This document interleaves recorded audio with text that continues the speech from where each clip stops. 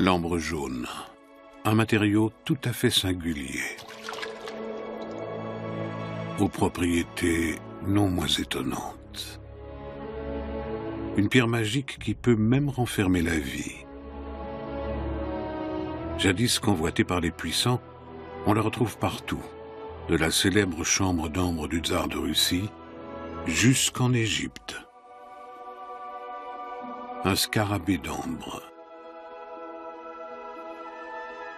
Ce collier d'ambre a été découvert à Mycène, en Grèce, avec le masque d'or d'Agamemnon. C'est incroyable. L'ambre des tombes égyptiennes pouvait provenir de la côte balte, à des milliers de kilomètres de l'Égypte.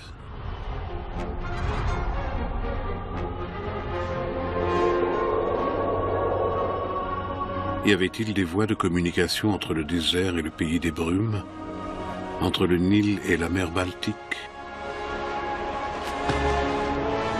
Existait-il déjà des routes commerciales secrètes qui reliaient des contrées situées aux confins du monde connu?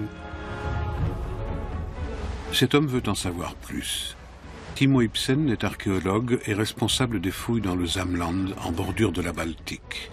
Quel rôle jouait l'ambre dans l'Europe antique? Ces petits fragments sont le moteur du développement.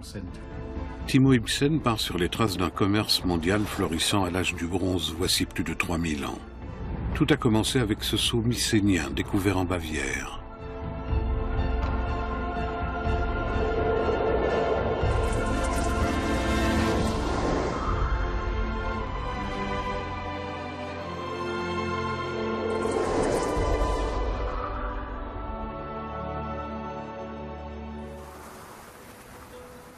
L'Égypte, le palais du pharaon il y a environ 3500 ans. Un marchand syrien a été pris avec un étrange objet dans ses bagages. Regardez, la pierre brûle comme du bois.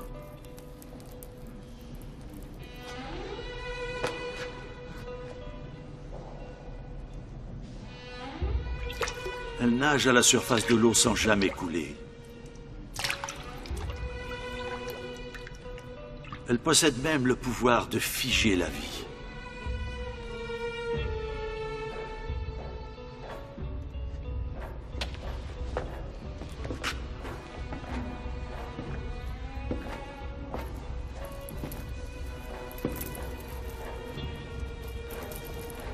Elle est réellement magique, tu disais vrai. Tu as tenu ta promesse, tu es digne de ma confiance. Grand souverain, je suis votre... J'aimerais avoir votre avis, mon fidèle et dévoué prêtre. Cette pierre ne peut être qu'une création divine, grand souverain. Vous croyez que c'est l'œuvre des dieux? Absolument, il n'y a pas d'autre explication. Bien, si vous le dites. Je te remercie, tu peux disposer. Mais cette pierre est un joyau unique. J'apprécie beaucoup ton offrande. Et c'est un cadeau des dieux, grand pharaon. S'il vous plaît, souverain vénéré. C'est exact. Tu as raison, c'est un cadeau des dieux. Un cadeau au grand pharaon qui le régale. J'étais encore loin d'imaginer à quel point cette pierre allait changer ma vie. À quelques 5000 kilomètres plus au nord, la côte d'Ambre, sur la mer Baltique. C'est ici qu'a vu le jour, voilà des millions d'années, la mythique forêt d'ambre engloutie par les flots. La résine des arbres s'est transformée en ambre jaune. Le ressac a ensuite soulevé des fonds marins et charrié jusqu'aux côtes. Est-il possible que l'ambre ait été acheminé d'ici jusqu'en Égypte il y a 3500 ans? Pour Timo Ibsen, rien ne vaut le terrain pour élucider les mystères de l'histoire. Il dirige les fouilles d'un vaste site sur la côte d'Ambre.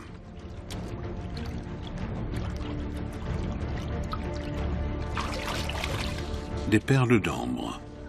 Les civilisations primitives de la Baltique appréciaient déjà la pierre qui flotte. Explication, l'ambre jaune a approximativement le poids de l'eau. Ainsi, dans l'eau salée, à la densité plus élevée, ce qu'on prenait pour une pierre reste à la surface.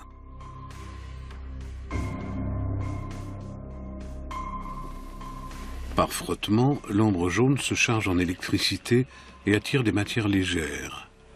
Les Grecs le savaient déjà. Ils appelaient l'ambre électron, d'où provient le mot électricité. Et l'ambre fige la vie. Des insectes faits prisonniers il y a 50 millions d'années.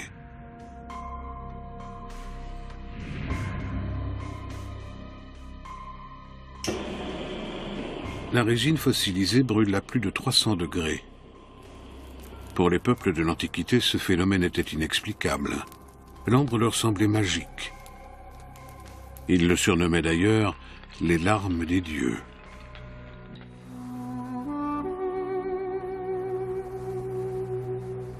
Mais comment cette pierre divine d'Europe du Nord s'est-elle retrouvée dans les palais des pharaons? Puisque cette pierre a la faculté de figer la vie, ne pensez-vous pas qu'elle puisse aussi la donner? Seuls les dieux sont en mesure de répondre à cette question, mon souverain. Où le marchand a-t-il trouvé cette pierre enchantée? Je l'ignore, il n'a pas dit un mot à ce sujet. Dans ce cas, allez le lui demander. Je regrette, mon pharaon, mais vous oubliez que vous l'avez déjà fait exécuter. Je veux savoir d'où viennent ces pierres magiques. Vous allez partir à la recherche de leur lieu d'origine. Mon souverain, je ne suis qu'un vieillard fatigué. Oui, c'est vrai. J'en suis conscient, mais mon fils Rameau sera aussi du voyage. C'est un jeune homme très intelligent. Il a beaucoup de culture, il vous sera d'une grande aide.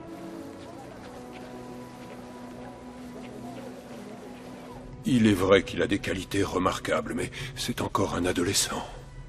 N'ayez crainte, vous serez aussi accompagné d'un archer nubien, notre plus valeureux guerrier.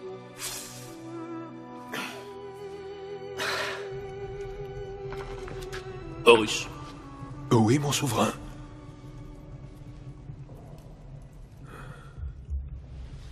Y a-t-il eu, voici 3500 ans, des contacts entre l'Égypte et la Baltique? Dans la salle du trésor du musée régional du Schleswig, Timo Ibsen s'entretient avec le directeur de l'établissement, Klaus von Carnap-Bornheim, et l'archéologue Rüdiger Krause. Ces pièces ont été transportées du nord au sud, comme les perles trouvées à Ingolstadt.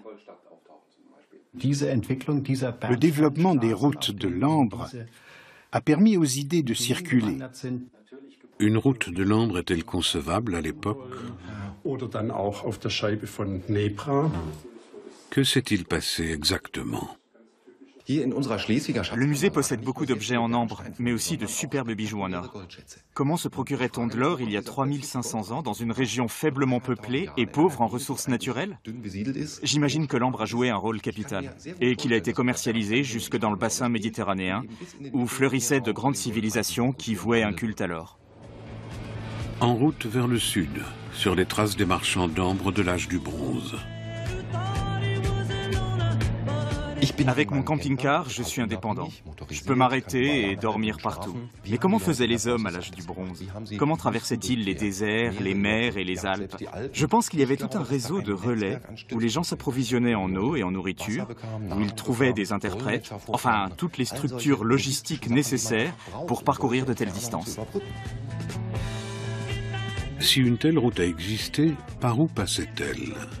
Et allait-elle jusqu'au Nil? L'égyptologue Katharina Gabler a trouvé un premier indice pour Timo Ibsen. C'est compliqué. Il y a plusieurs mots possibles.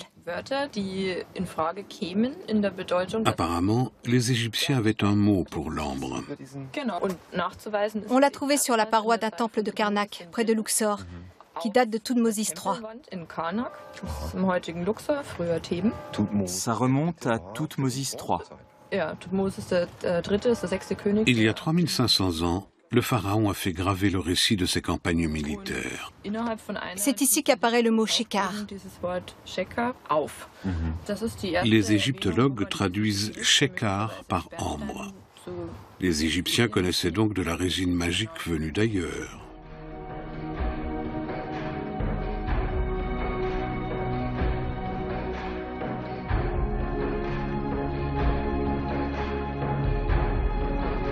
Les civilisations de la Méditerranée sont alors en plein essor. Un nouveau métal dur, mais facile à travailler, donne son nom à cette ère, le bronze. La guerre de Troie se fait avec des épées de bronze. Cet alliage de cuivre et d'étain est le moteur d'un développement spectaculaire et il est très recherché. Dominer les routes commerciales est gage de richesse et de puissance. On trouve le cuivre et l'étain à différents endroits sur le pourtour de la Méditerranée. Ils doivent donc être acheminés sur de longues distances. Le monde se rapproche.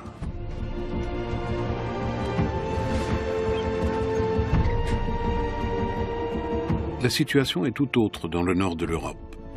Le progrès technique n'y arrivera que bien plus tard. Dans ces étendues sauvages, les hommes ne sont pas nombreux. Le territoire de l'actuelle Allemagne ne compte même pas 2 millions d'habitants. Il possède peu de ressources précieuses, hormis l'ambre jaune.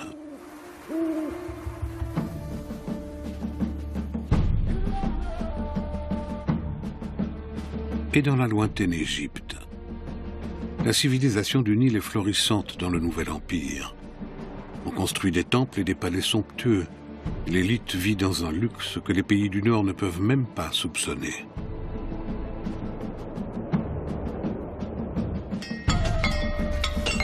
Les forges tournent à plein régime.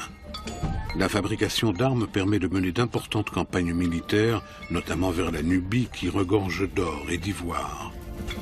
Les pharaons ont soif de produits luxueux.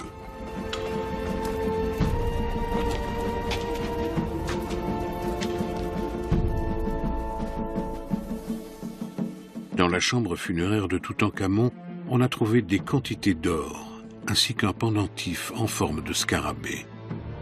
Voilà à quoi ressemble l'ambre érodé. Ce scarabée a été trouvé sur la momie.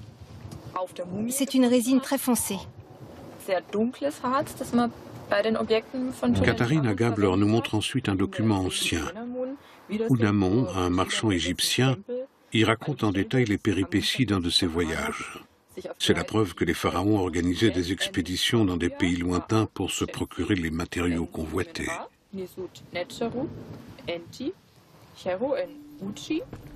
Mon père, le pharaon, était tellement obsédé par la pierre magique qu'il nous a envoyés faire ce dangereux voyage.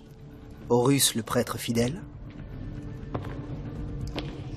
Méri, le Nubien, notre guerrier le plus vaillant. Et moi-même, Ramose, fils du pharaon et témoin secret de la pierre magique des dieux.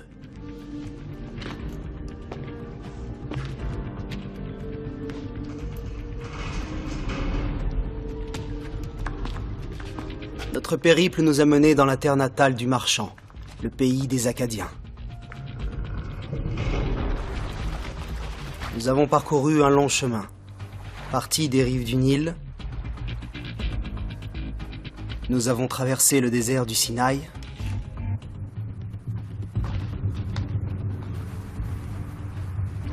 Et nous sommes finalement arrivés au pays des Akkadiens.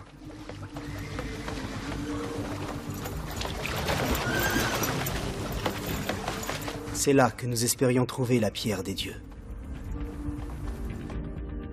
Le pays d'Akkad s'étend sur ce qui est aujourd'hui la Syrie et l'Irak. Malgré la distance, il entretient alors d'intenses relations commerciales avec l'Égypte. C'est ainsi qu'il s'enrichit. Comme en témoigne le palais de Katna, métropole antique à la croisée des routes des caravanes. En 2002, une équipe d'archéologues germano-syriens découvre la tombe d'un roi. Peter Pfelsner dirige les fouilles dans le désert. La sépulture est accessible par un trou étroit. À la lueur des lampes de poche, les offrandes funéraires scintillent. Une pièce attire particulièrement l'attention.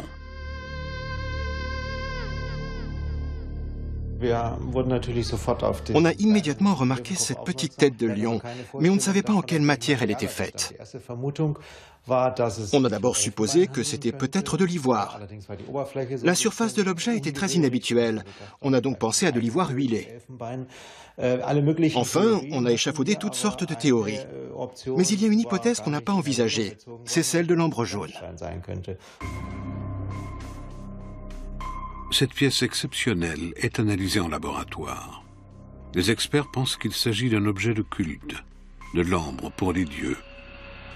On parvient également à déterminer son origine. La résine provient de la côte balte,